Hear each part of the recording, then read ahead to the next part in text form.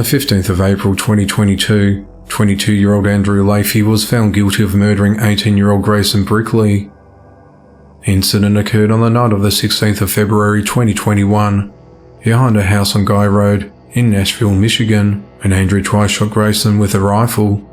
He then used his phone to record up to 11-minute video of himself kicking her until she died.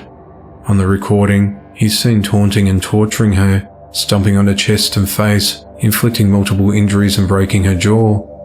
After killing Grayson, he dragged her body to a ditch in a wooded area behind the house and buried her under the snow. He then went inside the house where he showed the recorded footage to his friends. Those friends and his father reported him to the police the following morning.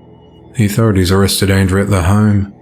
He is held at the Barrow County Jail, and on the 15th of April 2022, he was found guilty of murder, torture, and a multitude of firearm offences. He'll be sentenced to life in prison without parole on the 9th of June. 41-year-old James Minton and 34-year-old Amanda Richard have both been arrested and charged with child neglect after their baby son ingested heroin.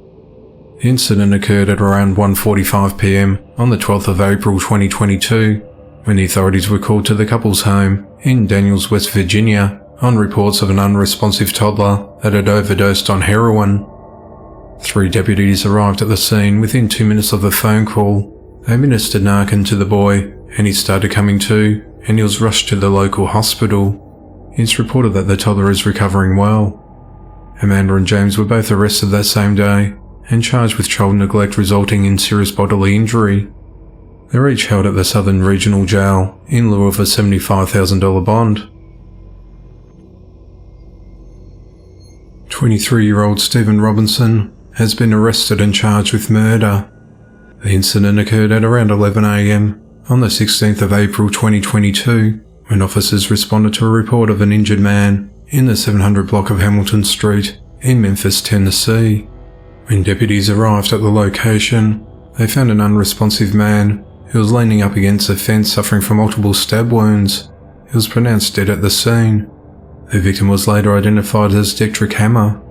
At 11:15 a.m, when investigators were at the site of the stabbing, other officers were dispatched to the 2300 block of Boyle Avenue on reports of a possible suspect. There they found Stephen with a stab wound to his leg. Stephen was captured on body cam admitting to have just stabbed a man to death on Hamilton Street. Stephen told the officers that his car was stolen and he knew who did it, so he killed him. He said he accidentally stabbed himself in the process.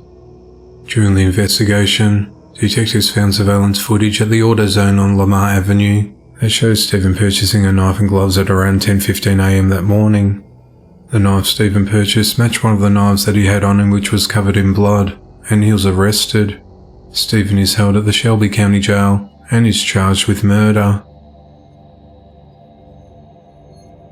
On the 10th of April 2022, 33-year-old Stephanie Sin from San Francisco, California, was arrested after trying to lure a 15-year-old boy over the internet.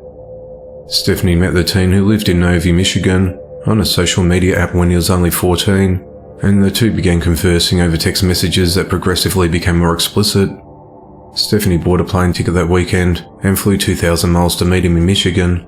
She rented an Airbnb in Royal Oak, roughly 19 miles from where the boy lived, for a month so they could spend a lot of time together. She sent an Uber to the boy's home to pick him up and shuttle him back to her location. This action scared the boy, as the two had never physically met. He then told his parents what happened, who then contacted the authorities. Deputies immediately moved in to arrest Stephanie at the Airbnb. The police said she was a little surprised to be arrested, but added that she knew what she was doing. Stephanie is charged with child sexually abusive activity and using a computer to commit a crime, and is held on a $100,000 bond.